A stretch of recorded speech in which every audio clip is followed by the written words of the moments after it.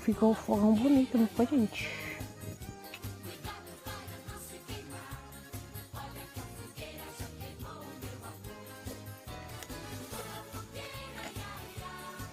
Olha. Não tinha que a gente de fogo não.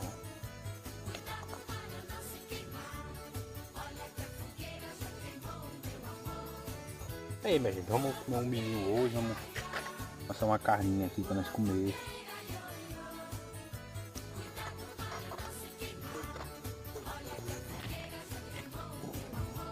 E é isso.